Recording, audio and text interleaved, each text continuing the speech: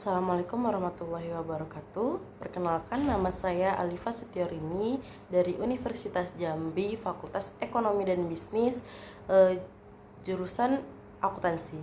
Di sini saya akan menjelaskan mengenai pajak penghasilan pasal 22 bagian 2. Nah, pertama-tama yang akan kita bahas di sini adalah mengenai pajak bahan bakar minyak, bahan bakar gas, dan juga pelumas. Nah, sebelum itu kita harus tahu nih objek dan tarif dari yang tadi sudah saya sebutkan. Yang pertama itu adalah bahan bakar minyak. Nah, yang pertama 0,25% untuk penjualan kepada stasiun pengisian bahan bakar umum yang menjual bahan bakar minyak yang dibeli dari Pertamina atau anak perusahaan Pertamina. Ini tidak termasuk dengan pajak pertambahan nilainya.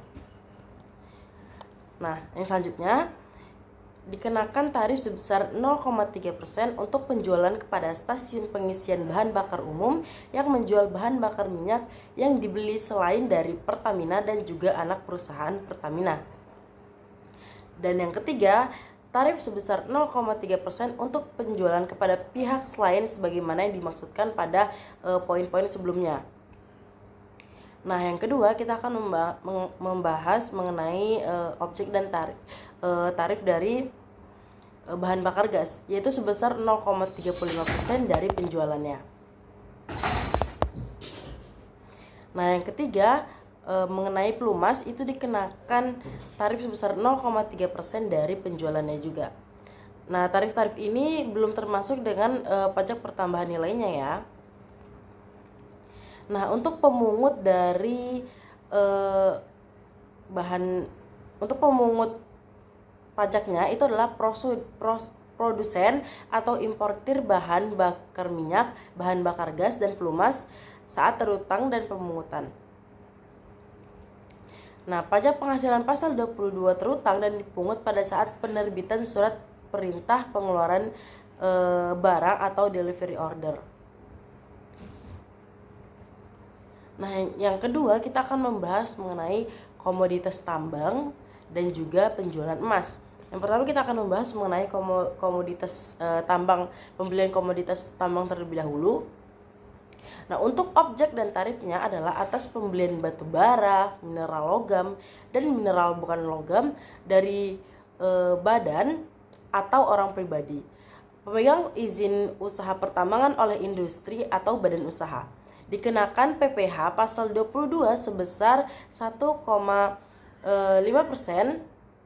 dari harga pembelian dan tidak termasuk dengan pajak pertambahan nilainya. Nah, pemungut dari pajak tersebut adalah badan usaha yang melakukan pembelian komoditas tambang batu bara, mineral logam, dan mineral bukan logam dari badan atau orang pribadi pemegang izin usaha pertambangan saat terutang dan dipungutnya itu adalah pada saat pembeliannya.